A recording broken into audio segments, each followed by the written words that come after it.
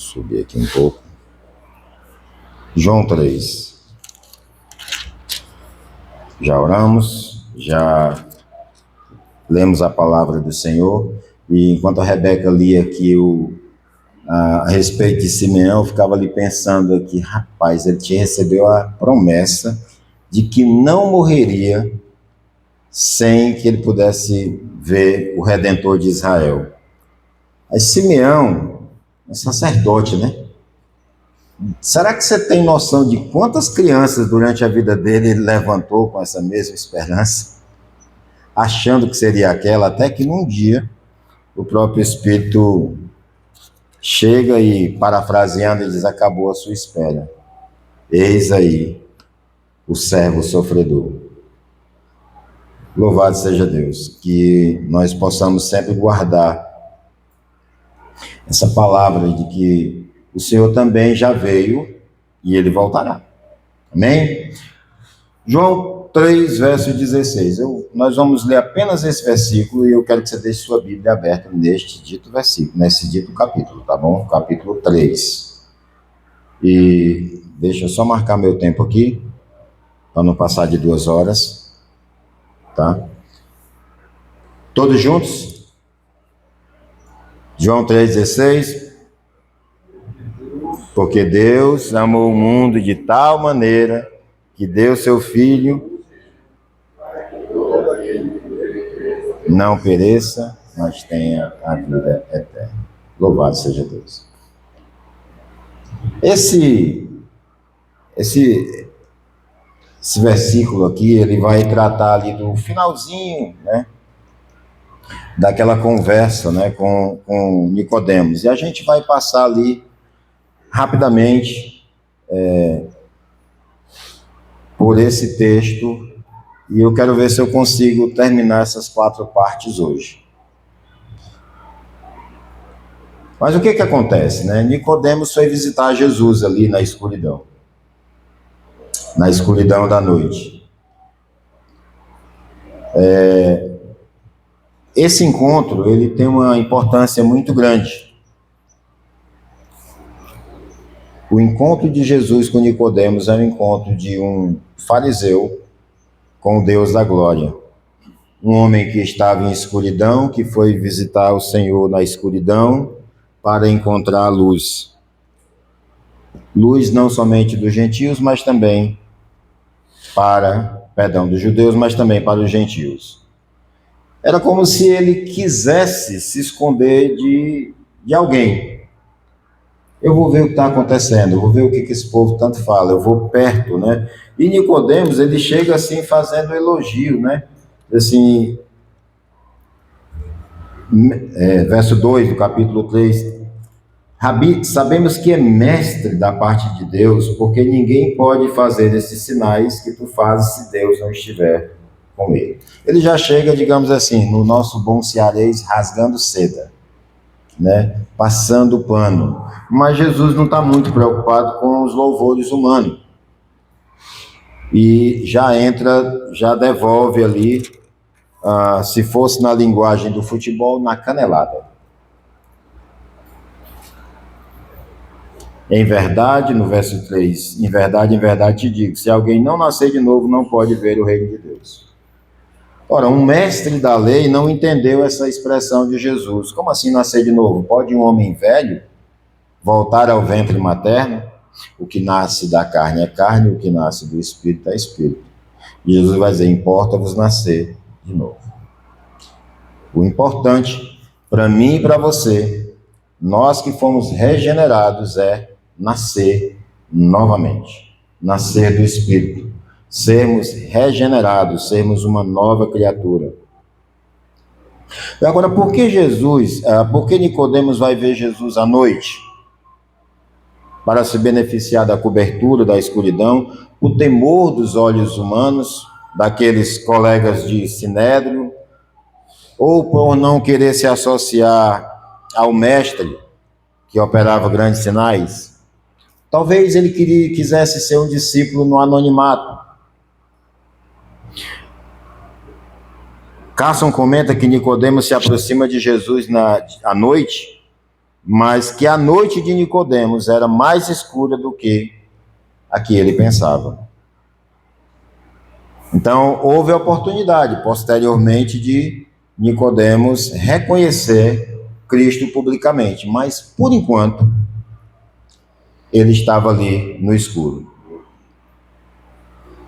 Nós precisamos entender que a graça, ela vai alcançando e, na medida que ela regenera, ela vai transformando e nos fortalecendo dia a dia na comunhão com o Redentor, a fim de que nós possamos confessá-lo também diante dos homens. Agora, falando do novo nascimento, eu quero trazer para você um pensamento de que ela é a coisa mais importante que eu e você precisamos. Para aqueles que já foram regenerados, ele é o evento mais sublime que aconteceu nas nossas vidas. Louvado seja Deus. Agora entenda, e para aqueles que não experimentaram ainda, ou não experimentarão o novo nascimento, o que está reservado para a sua vida nesta terra e no futuro? Então eu quero trazer alguns pontos aqui sobre, já que nós temos a necessidade do novo nascimento, o que acontece se nós não passássemos, ou quem não vai passar por esse novo nascimento? Então, sem o novo nascimento, a vida é vã, é sem esperança. E sem o novo nascimento na religião, a religião também é vã, é inútil. Sem o novo nascimento, Deus estará contra você ou contra qualquer outro no dia do juízo. Sem o novo nascimento, a palavra de Deus condenará todos aqueles não regenerados no juízo final. Sem o novo nascimento, o céu estará de portas fechadas para quem não foi regenerado. Jesus disse que se alguém não nascer de novo, não poderá ver o reino de Deus. Se não nascer da água e do Espírito, não poderá entrar no reino de Deus.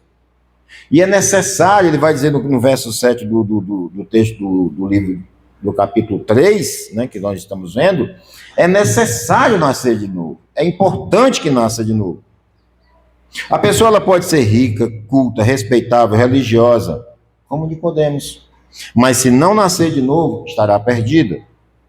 Pode ser zelosa, conservadora, observadora de preceitos religiosos, como Nicodemos, mas se não nascer de novo, não há esperança para a alma.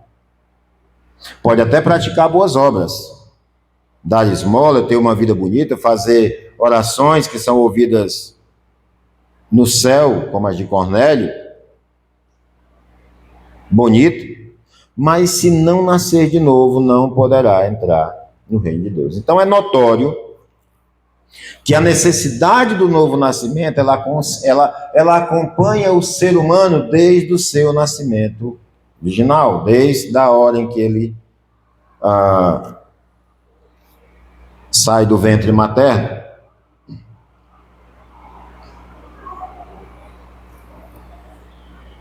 E é interessante que Jesus, ele fala do novo nascimento,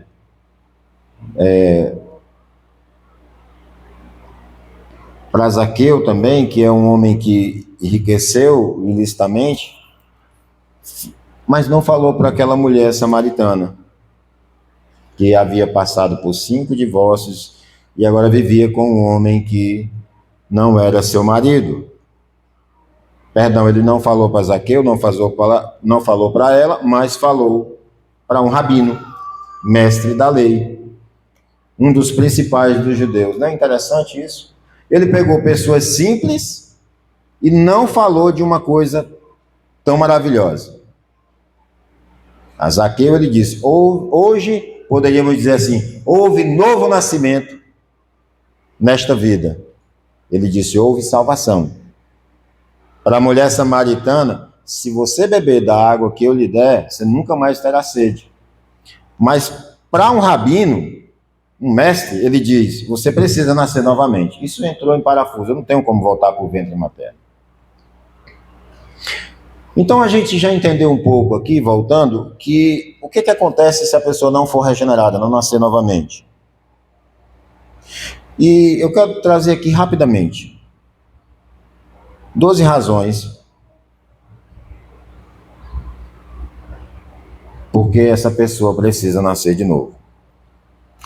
A inclinação do coração do homem é totalmente contra Deus. Então, aquele que não nasceu de novo e precisa nascer de novo, sem o novo nascimento nós já tratamos agora. Por quê? Da necessidade. Jamais desejará, aquele que não nasceu de novo, jamais vai desejar conhecer a Deus.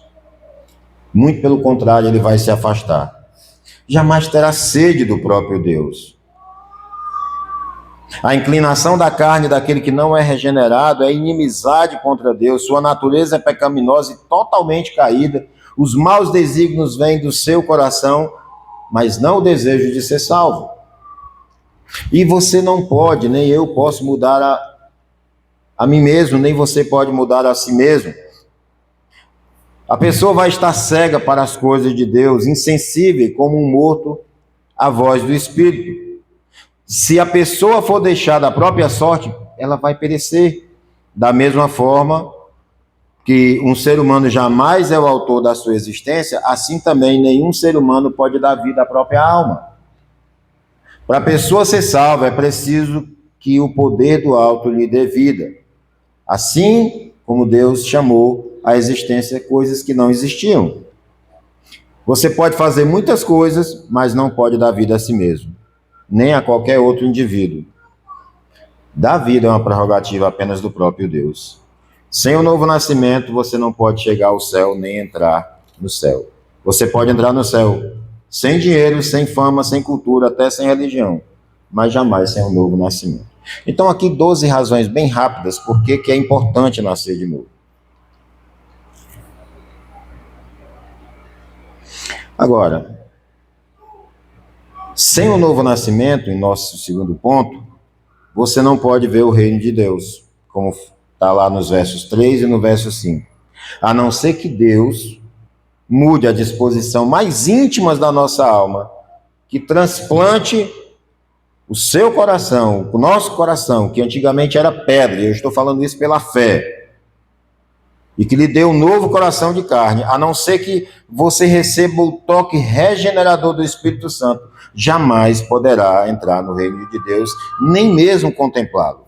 O homem natural não compreende as coisas de Deus, ele as considera como loucura. As coisas que Deus proíbe são aquelas que lhe dão prazer. Ele tem prazer, mas não em servir, não em viver, mas na desobediência. As coisas de Deus lhe cansam, lhe causam náusea, desgosto. Aquilo que Deus diz, execute, para ele é um fardo, porque ele não foi regenerado. O comentarista Don Carson diz que o que deve ser percebido na insistência de Jesus sobre o novo nascimento como pré-requisito para a entrada no reino de Deus é o fato de que essa verdade se aplica a um homem do calibre de Nicodemos. Se Nicodemos, com seu conhecimento, talento, entendimento, posição e integridade, não podia entrar no reino de Deus prometido, em virtude da sua posição e de obras, que esperança há para alguém que procura salvação por essas vias? Conhecimento, obras, mesmo para um Nicodemos, deve haver uma transformação radical. A geração de uma nova vida.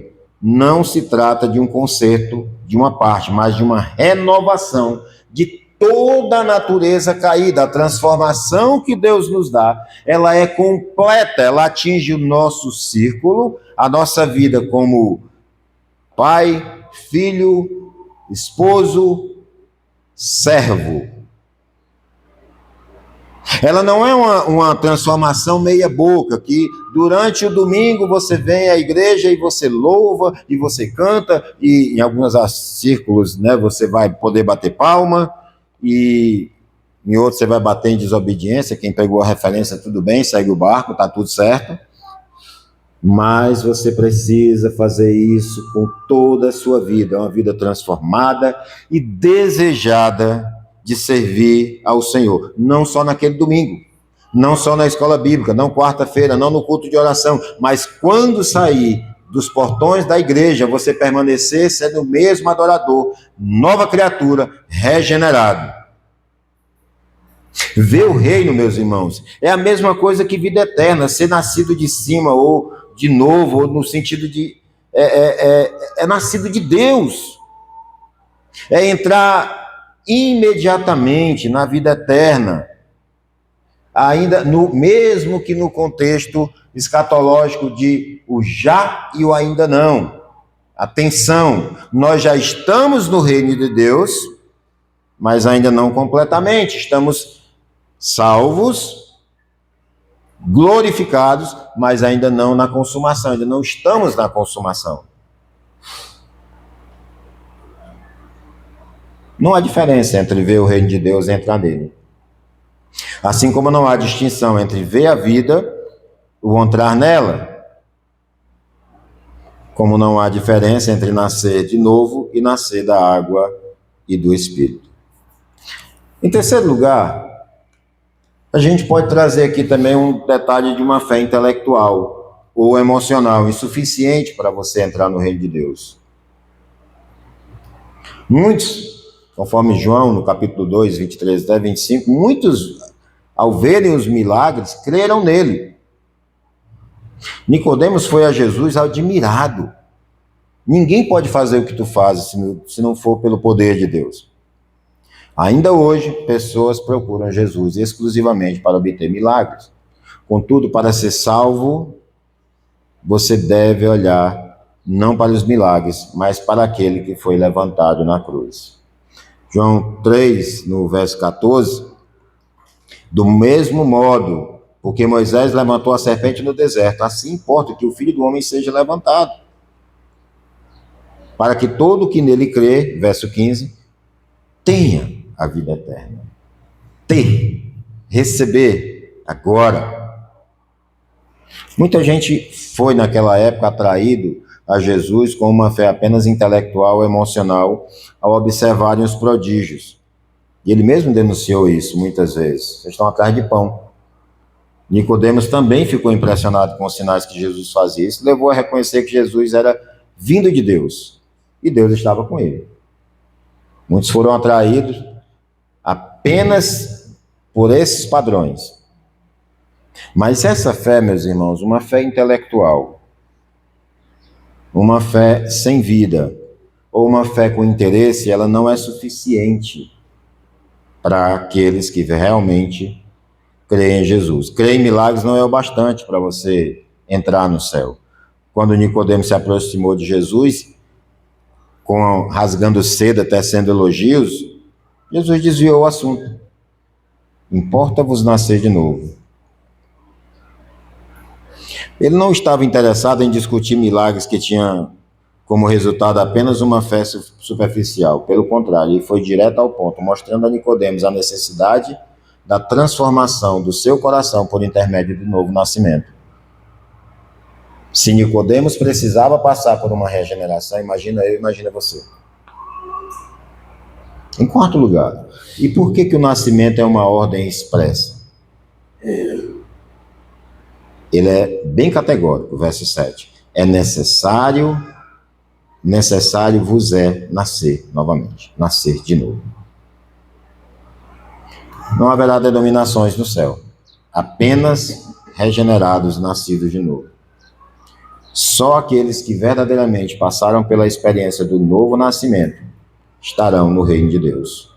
Aqueles que foram lavados e remidos no sangue do Cordeiro. Sem o novo nascimento, o céu não é apenas impossível. Ele também é indesejável. Indesejável. Quem não nasceu de novo não deseja estar no céu.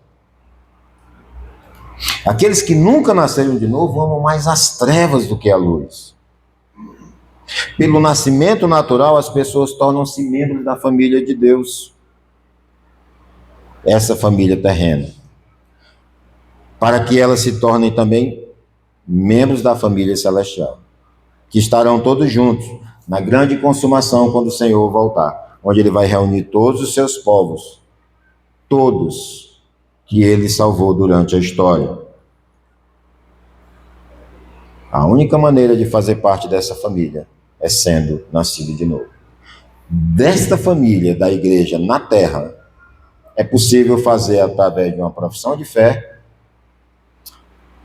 de uma cerimônia batismal ou de outro rito. Mas da família celestial, daqueles a quem ouvirão: vinde, benditos de meu Pai, tomem posse do reino que está preparado para vós desde a fundação do mundo, somente através do novo nascimento. Como é possível identificar alguém que não nasceu de novo? Quem não nasceu de novo não se deleita nos banquetes de Deus.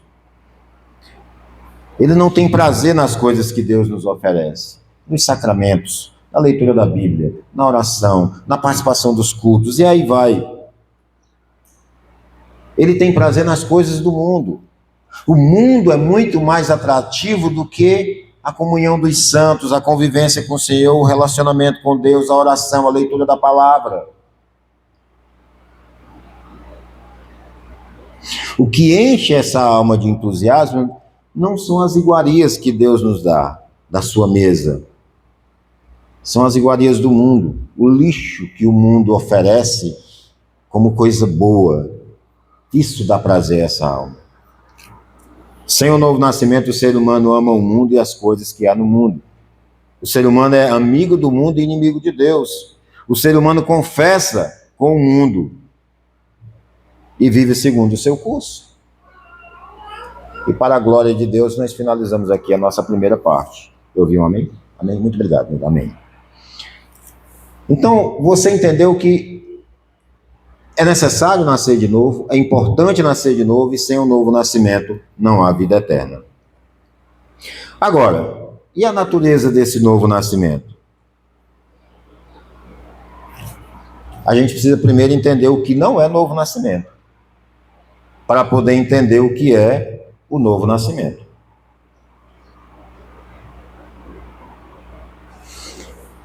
O novo nascimento, meu irmão, não equivale a ser bem-sucedido financeiramente, como algumas igrejas alegam por aí. O novo nascimento nada tem a ver com dinheiro. Dinheiro não pode comprar a salvação. Quando a pessoa morre, o máximo que o dinheiro pode dar é um funeral. Eu gosto, não tanto quanto o meu irmão Odsley, que o irmão Odsley gosta mais de ver essas coisas. Mas eu gosto vendo uns vídeos de funeral, né? Eu digo aqueles funerais americanos. Rapaz, esse povo tem dinheiro demais, que eles vão enterrar isso aí, o caixão tão bonito, tão grande, aquela coisa tão pomposa, né? Quem já viu em filme, né? Isso aí vai ser jogado na areia, tanto dinheiro, né? Mas o máximo que o dinheiro pode fornecer é um funeral, principalmente se for católico, né? Um funeral bem equiparado.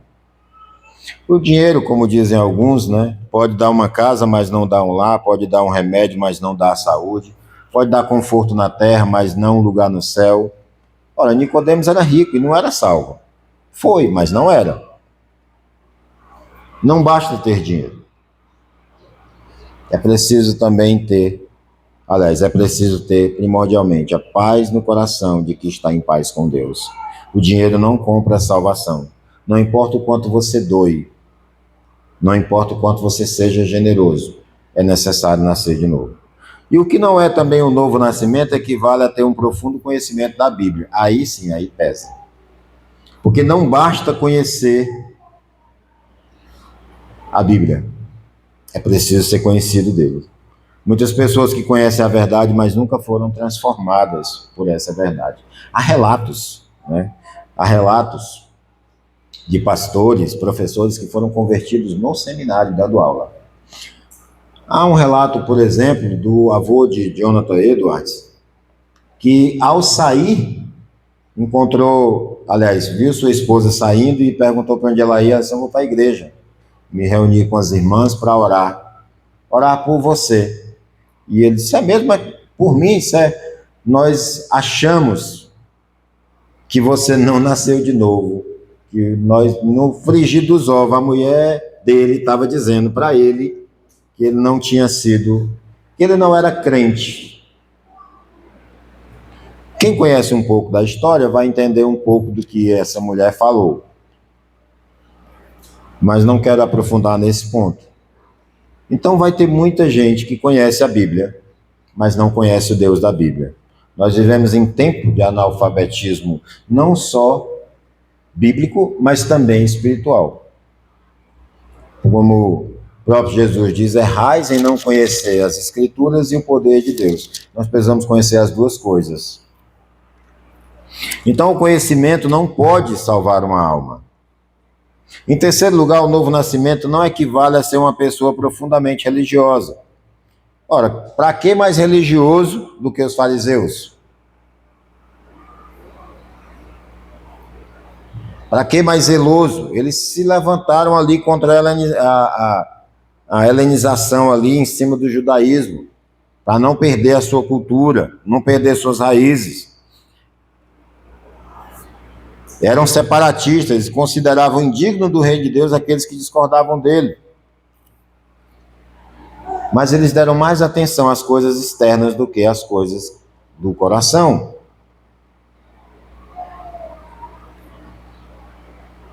Eles construíram um sistema de salvação pelas obras, só que não salvava. E Jesus denunciou isso, por causa do seu exibicionismo e falta de santidade. Nicodemos era um fariseu zeloso da sua religião, observe. Jejuava 2 vezes por semana, frequentava a sinagoga regularmente, dava o dízimo de tudo quanto ganhava e mantinha uma vida moralmente irrepreensível. Mas não estava salvo. E isso pode acontecer também nos dias de hoje. Há muitos Nicodemos por aí que precisam ter um encontro genuíno, verdadeiro, transformador com o Senhor Jesus.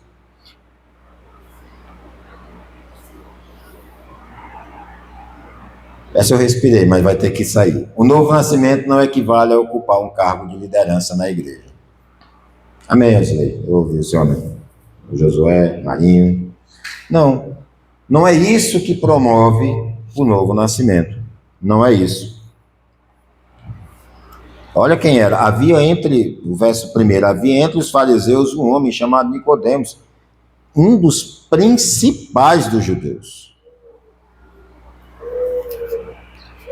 Ele era um membro do Sinédrio. Tinham 71 membros e presidido por um sumo sacerdote, formado por saduceus, fariseus, escribas e anciãos. O Sinédrio tinha sua importância ali com Roma, porque eles governavam juntos, embora Roma mandasse em tudo mesmo. Só não tinham mesmo autoridade para executar criminosos. Tinham poder. Eles zelavam pela vida espiritual, moral e familiar de toda a nação de Israel. Então, Nicodemos era um desses, um líder bem destacado nessa religião. Porém, ocupar um cargo de liderança na igreja não é suficiente para levar nenhum de nós ao céu. Ninguém entra no céu por ser pastor, presbítero, diácono, missionário, líder na igreja, plantador. Somente aqueles que nasceram de novo podem entrar no reino de Deus. E nosso quinto lugar, o novo nascimento não equivale a ter apenas informações certas sobre Jesus. Há muito material publicado de ateu defendendo a existência de Jesus Cristo, embora negue que ele seja Deus. Então, não basta ter informações. Nicodemos tinha informação. Reconheceu que Jesus tinha poder para fazer milagre e que ele tinha vindo da parte de Deus. Ele desejou conhecer Jesus, rompendo as barreiras do preconceito, foi lá, foi ter com Jesus, mesmo que de noite, mas saber quem é Jesus e ir até ele não é o bastante. Não é o bastante para entrar no céu. O jovem rico também se prostrou aos pés de Jesus, mas saiu sem se entregar a ele. Nenhuma pessoa entra no céu apenas por ter abraçado a teologia ortodoxa. Vou trocar a ortodoxa por reformada. Embora isso seja fundamental, somente aqueles que nascem de novo podem entrar no reino de Deus. E o que, em sexto lugar, não é o novo nascimento? Também não é uma reforma moral. O verso 6 diz assim: o que é nascido da carne é carne, e carne aqui tem um sentido da natureza do ser humano, separado de Deus. O novo nascimento não é uma reforma do velho homem. Não é um verniz ou uma pintura ou uma capa. Também não é algo que eu e você possamos fazer. Não é como nós produzimos em nós o novo nascimento. Há muitas pessoas descrentes que nunca nasceram de novo.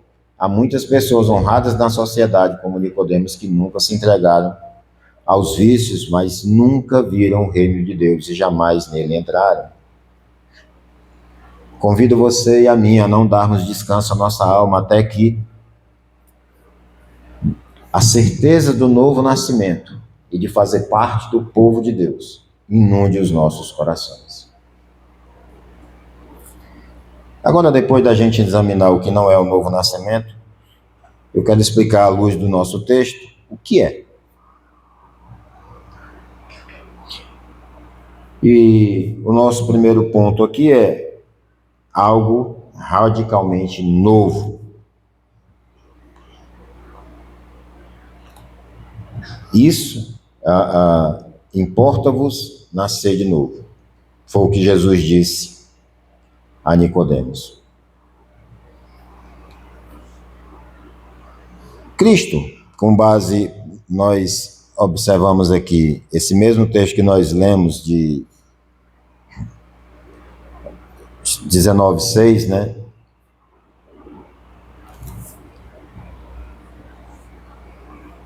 Podemos seguramente presumir que a pergunta de Nicodemos era semelhante à do jovem rico.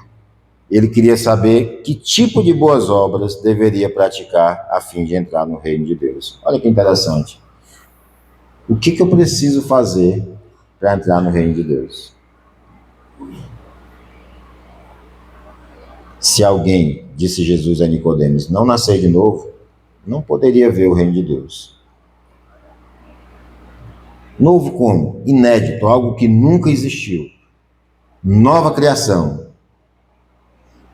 Em Gênesis, nós encontramos a palavra bará, criar do nada. Só Deus pode conjugar esse verbo. E só Deus pode nos dar esse novo nascimento, essa nova criação. Seria como uma espécie de ressurreição do que estava morto. E é isso que Paulo diz aos Efésios: nós estávamos mortos em nossos delitos, em nossos pecados, em nossas misérias, e ele nos deu vida. E também no 2 Coríntios 5,17, que nós passamos a ser nova criatura. Então essa transformação ela vai ocorrer de dentro para fora, que implica em um novo coração, novamente, novo nome, nova família, nova pátria, novos desejos, novos gostos, novas preferências e novos temores. Então, eu queria fazer um paralelo aqui com a nossa vida antiga. Se eu ainda tenho prazer nas coisas que o mundo me oferecia no passado e não tenho prazer nas coisas que Deus me oferece agora, eu preciso rever a minha vida cristã, se eu estou andando nesta terra como um filho da luz ou filho das trevas. Ou não passei pelo novo nascimento. O novo nascimento, meus irmãos, ele é uma obra exclusiva de Deus. Quem nasce do alto. O céu não é apenas o nosso destino, mas também a nossa origem. Nascemos não do sangue, não da vontade da carne, nem da vontade do homem, mas de Deus. É o que está lá em João 1,12. Nenhum ser vivo pode operar em si mesmo esse novo nascimento, como eu já falei antes. Como nenhum morto pode dar vida a si mesmo. O ser humano pode muitas coisas, mas não pode dar vida a si mesmo e nem a outros. Só Deus pode dar vida. Ao nascermos de cima, do alto, de Deus e do Espírito,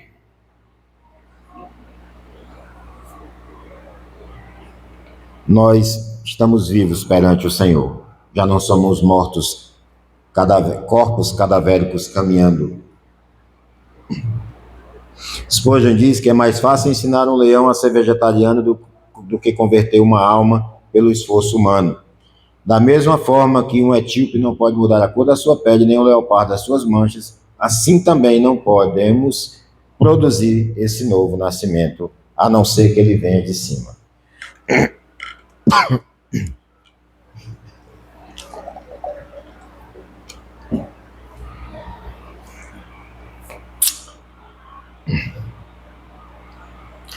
Só o Espírito Santo pode dar vida, só o Espírito Santo pode soprar em um vale de ossos secos e ressuscitar, só o Espírito pode abrir o nosso coração e convencer-nos do pecado, regenerar-nos, batizar-nos no corpo de Cristo e selar-nos para o dia da redenção. Sem o novo nascimento não podemos entrar no céu, nem poderíamos deleitar nele caso fôssemos para lá. Essa frase é de J.C. Ryle, que ele tem um texto no livro Santidade que o que aconteceria se um ímpio fosse para o céu. E ele trata nesse texto o desgosto que seria estar no céu não sendo regenerado. Embora isso seja impossível, mas ele faz essa alegoria. Mas ele traz essa alegoria, a gente pode fazer isso para a nossa vida. Será que nós já temos prazer nas coisas do reino de Deus aqui nesta terra? Porque a igreja, a comunhão dos santos, a vida cristã, ela é um pedaço do céu aqui na terra. Se eu não tenho prazer nessas coisas, o que eu vou fazer na glória? Não faz sentido. Nosso terceiro ponto trazendo que o novo nascimento é uma transformação interior realizada pelo próprio Espírito. Só o Espírito Santo pode nos regenerar. E tratando de regeneração, eu preciso dizer uma coisa: um ser humano regenerado, ele pode ter 50 anos de fé muito piedosa, e uma criança dessas que estava aqui, regenerada, eles estão no mesmo patamar. Ninguém é mais regenerado do que o outro. Todo mundo é regenerado no nível só. Agora, relacionamento com Deus, crescimento de santidade, conhecimento da palavra, sabedoria e outras bênçãos que Deus nos concede, Ele nos dá na medida que nós vamos crescendo na graça e no conhecimento do Senhor Jesus, tendo um relacionamento verdadeiro. Só o Espírito Santo pode promover arrependimento, confissão, perdão e purificação do pecado. E assim, com essas coisas, nós estamos capacitados a entrar no reino de Deus. Somente o Espírito Santo pode produzir em nós uma nova criatura. Então, nascer do Espírito é nascer de cima, do alto, lá de Deus. É ser transformado pelo Espírito Santo. E é ser uma nova criatura. Esse novo nascimento, meus irmãos, não é algo superficial. Já falamos que não é uma reforma moral, mas é uma mudança completa do coração, do caráter e das volições ou das vontades. É uma ressurreição, uma nova criação. É passar da morte para a vida. Quando isso acontece, é uma reforma tão radical, é algo tão radical, reforma não, é algo tão radical que tudo muda em você, o gosto, o desejo, o apetite, julgamento, opinião, esperança, temores. Agora, esse novo nascimento, seria o nosso quarto ponto aqui, dessa segunda parte, é uma obra soberana, misteriosa do Espírito Santo. O vento sopra onde quer, ouves a sua voz, não sabe de onde vem nem para onde vai, assim é todo que é nascido do Espírito. Eu não tenho controle, o vento sopra onde quer, ele regenera a quem quer, amei Jacó e me aborreci de Esaú.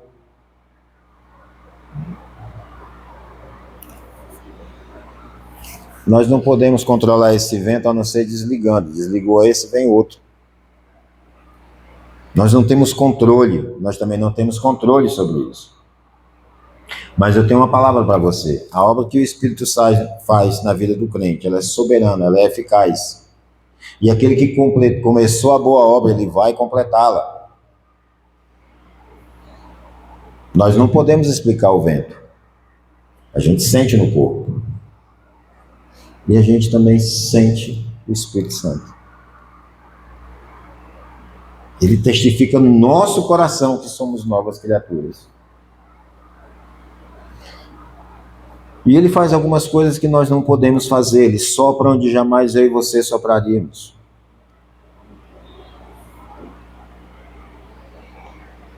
Ele sopra em quem jamais nós sopraríamos. Em boates, campo de futebol, boteco, até mesmo na igreja, em casa. Ele alcança aqueles que ele escolheu antes da fundação do mundo. Então nós não podemos produzir, mas podemos clamar. A nossa terceira parte é a condição para o novo nascimento.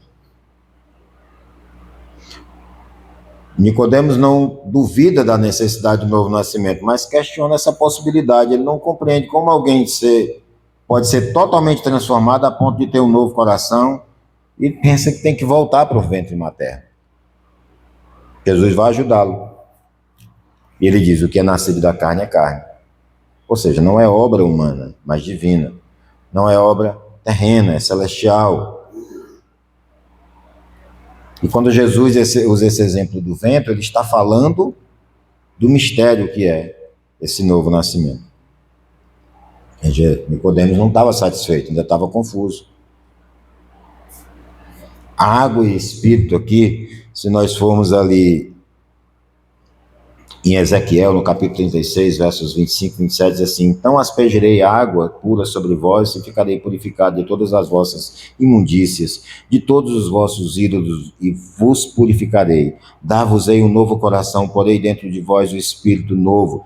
Tirarei de vós o coração de pedra e vos darei um coração de carne. Porei dentro de vós o meu espírito e farei que andeis em meus estatutos, guardeis os meus juízos e os observeis. Ou seja, Nicodemos era um conhecedor da lei.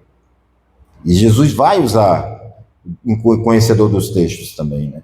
Jesus vai usar esse texto aqui, água e espírito.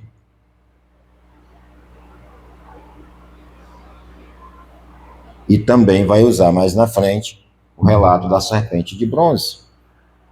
Assim ele vai trazer à memória de Nicodemos a história de Israel no deserto, onde Deus castigou o seu povo com serpentes abrasadoras e venenosas que mordiam.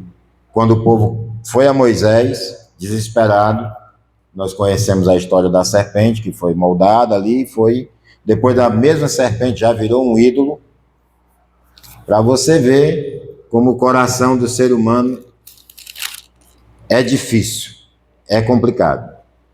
É mau mesmo em todos os seus desígnios. Então, Jesus diz: o Filho do Homem será levantado. Do mesmo modo em que Moisés levantou a serpente no deserto, o Filho será levantado para que todo aquele que nele crê tenha a vida eterna.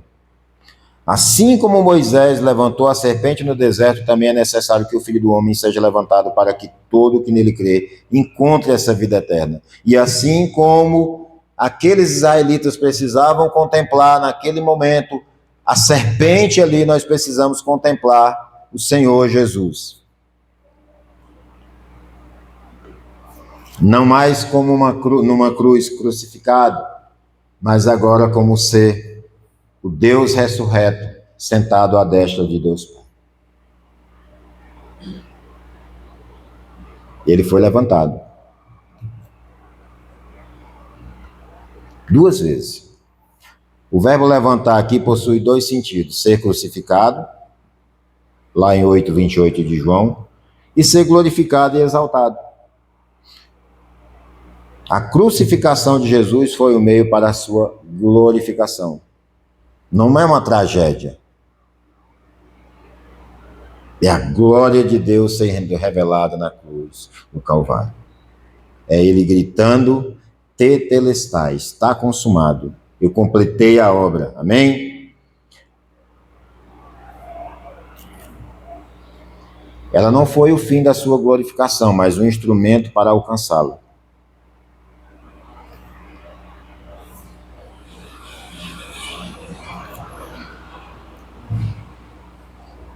Precisamos olhar para a cruz como símbolo da nossa redenção. Ela está vazia. Louvado seja Deus. Nosso Redentor vive. A nossa esperança está à destra de Deus Pai, foi contemplada por Estevão. E nós não podemos tirar os olhos de Jesus de forma nenhuma, meus irmãos.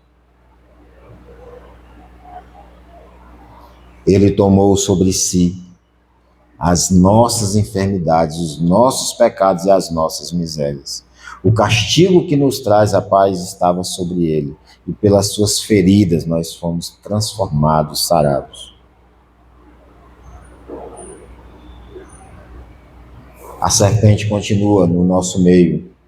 Ela já não tem mais o seu veneno, como bem imaginamos, como uma serpente mesmo, ser criado, caído.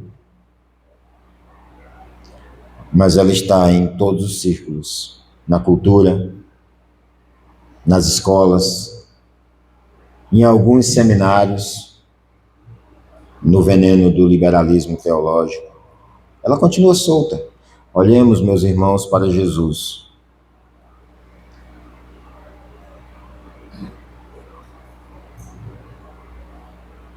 Mas a maior serpente, o maior mal, é o pecado.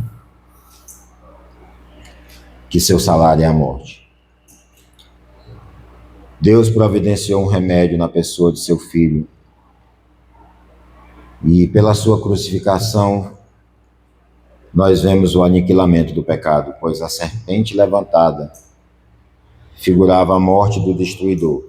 Mas como a serpente levantada não era cobra de verdade, e sim um metal, assim Cristo não era de fato pecador, senão somente feito em semelhança de carne pecaminosa. Como foi necessário que os israelitas moribundos aceitassem a provisão de Deus e com submissão à fé olhassem para a serpente de cobre, também é necessário que eu e você atentemos, arrependidos e cheios de fé, para o Salvador crucificado. E nos entreguemos a Deus como ele se revela graciosamente em Cristo Jesus. E se quem a recusar, aceitar a Cristo, perecerá. Porém, a fé nele resulta em vida eterna. Tal provisão é feita por Deus em seu amor e é oferecida livremente a todo aquele que crê. Todo aquele que crê. Eu quero trazer algumas verdades aqui. É preciso, em primeiro lugar, meus irmãos, reconhecer seus pecados. Sem arrependimento, sem reconhecer os seus pecados, o ser humano está perdido. Somente quem reconhece a malignidade do veneno da antiga serpente, somente aqueles que sabem que foram inoculados por um veneno mortal chamado pecado, é quem correm desesperadamente para Deus, clamando por misericórdia. Há um relato no sermão de Jonathan Edwards, Pecadores, nas mãos de um Deus irado, que aqueles que ouviam a leitura daquele sermão, não foi um sermão pregado, foi um sermão lido com uma lamparina, a essa altura, sem o microfone, mas eles se agarravam às colunas da igreja e tinham visões do fogo do inferno e clamavam por socorro.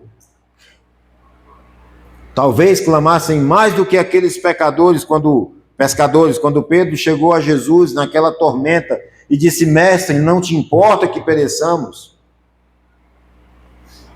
E o resultado disso, desse reconhecimento de pecado, meus amados irmãos, foi o avivamento. Então o pecado ele é maligno, adoece, escraviza, mata. O salário do pecado é a morte, aqui na eternidade. Então, primeiro você reconhece que é pecador, depois você olha para Jesus.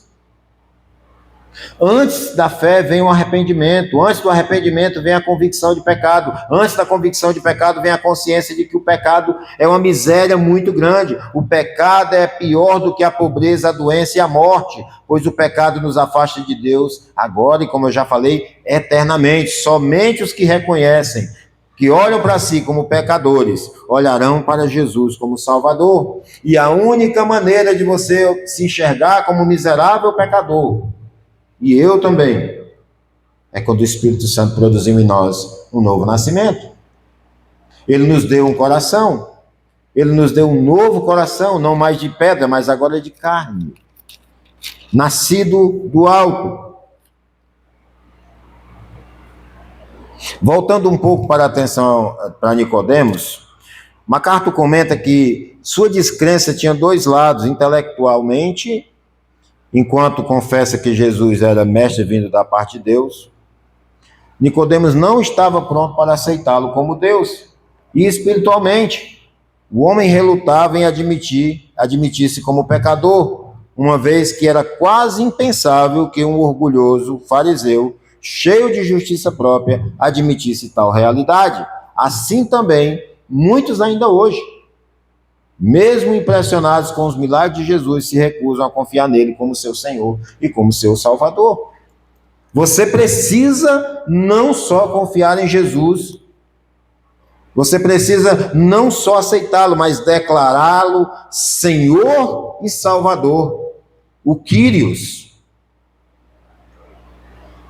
Muitos querem aceitar Jesus como, usando o termo aceitar aqui para fazer uma referência, como Salvador, mas não o querem como Senhor. Não querem que Ele governe sua vida. Não querem se entregar totalmente a Ele. Não querem ser guiados pela sua palavra, seu Espírito, sua revelação. Quem não tem Jesus como Senhor, dificilmente o terá como Salvador. Em segundo lugar, é preciso crer que Jesus levou sobre si os pecados na cruz. O propósito de Jesus ser levantado fica mais claro e explícito, para que todo aquele que nele crê tenha, ele não terá, ele tenha a vida eterna. Ele foi levantado na cruz para ser o nosso Redentor, assumiu o nosso lugar como nosso representante, fiador e substituto.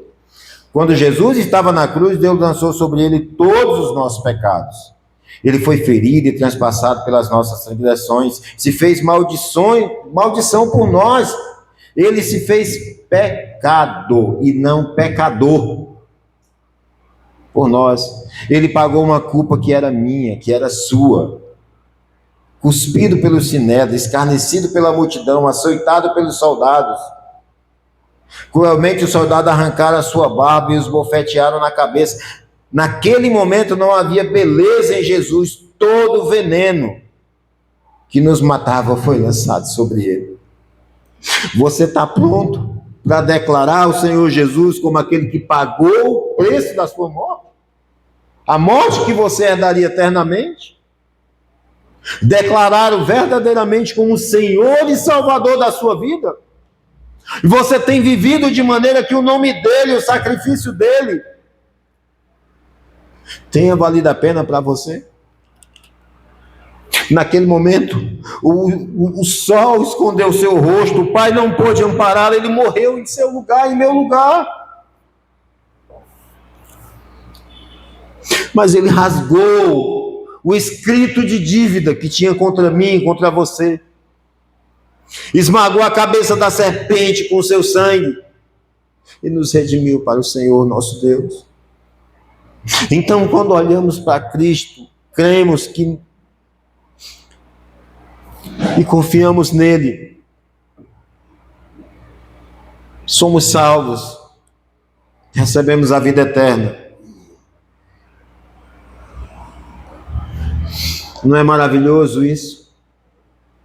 Um novo nascimento, uma nova vida. E aí, meus irmãos, eu quero finalizar com mais 4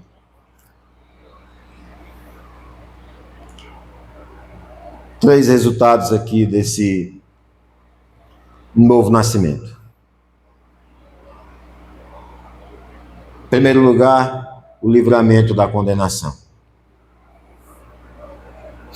Há uma condenação para todos aqueles que permanecem em seus pecados. O salário do pecado é a morte, a alma que pecar, essa morrerá. Contudo, quando você olha para Jesus e o recebe como seu Salvador, essa condenação é cancelada, porque Jesus morreu. O justo morreu pelo injusto. Como seu substituto, ele sofreu a penalidade que você deveria sofrer. Ele morreu em seu lugar, em meu lugar. E agora nós estamos livres da condenação.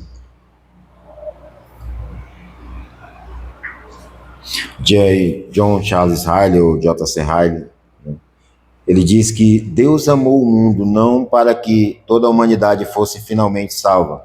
Ele amou o mundo e deu ao seu Filho unigênito para que todo o que nele crê não pereça, mas tenha vida eterna. Seu amor é oferecido a todos, as pessoas, livremente, plenamente, honestamente, reservadamente, mas unicamente através da redenção que há em Jesus Cristo. E ele ainda afirma que a morte de Cristo é a nossa vida e a fé em Cristo é o nosso único passaporte para o céu. Portanto, se a oferta da salvação é a maior das misericórdias, a rejeição da salvação é a maior das culpas. Em segundo lugar, a garantia de vida eterna. Crer no Filho de Deus é semelhante a olhar para a serpente de bronze. Aqueles que foram amados por Deus e creem no seu Filho, em vez de condenação, receberão a vida eterna.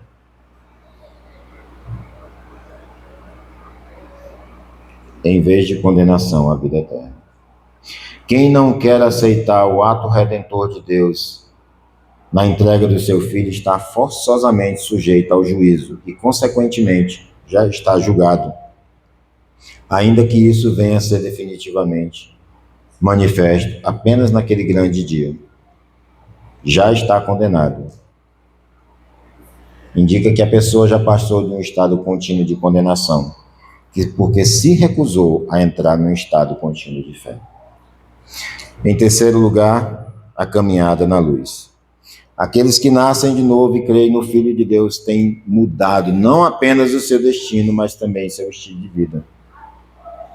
Agora, eles não amam mais as trevas. Seu prazer está em Deus, seu deleite está em fazer a vontade de Deus. Eles agora têm uma nova mente, um novo coração, uma nova vida, novos gostos, novas preferências e novos desejos.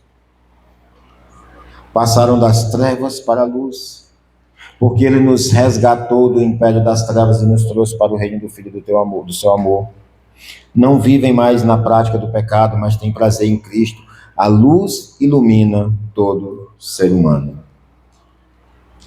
Essa luz que nos ilumina é o Senhor Jesus. Nicodemos veio apenas para ter um diálogo teológico com o Mestre Jesus e entender qual a posição ele na realidade reivindicou para si. Jesus, porém, o colocou diante da decisão de praticar a verdade e vir para a luz ou permanecer na escuridão e perdição. Eu oro para que eu e você, em nome dos profetas, dos patriarcas, mártires, que nós venhamos aclamar em nome de Jesus, do Deus vivo,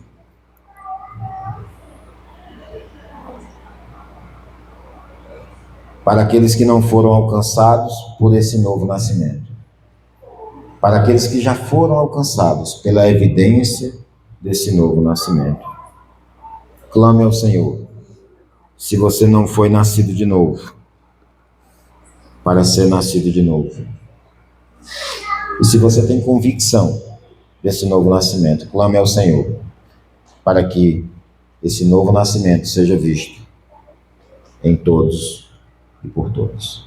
Nada é mais urgente do que a salvação. Não basta que seus pais sejam crentes, não basta que seu nome esteja no rol de membros da igreja. Todos nós precisamos nascer de novo. Aqueles que já nasceram Louvado seja Deus. Deus é a favor da nossa salvação. Cada batida do meu e no seu coração significa que estamos recebendo mais uma chance e a oportunidade de voltar-se para Deus. Hoje é o dia, o tempo é agora. Vamos orar. Senhor nosso Deus, Pai bendito, nós queremos louvar, exaltar e glorificar o teu santo nome. Te pedir, Pai, graciosamente, no nome de Jesus, que as evidências da transformação da nossa vida sejam vistas na tua igreja e fora dela. Que o Senhor nos fortaleça, ó Deus, quando os atrativos do mundo vierem em encontro ao nosso coração e nos dê força para lutar contra eles.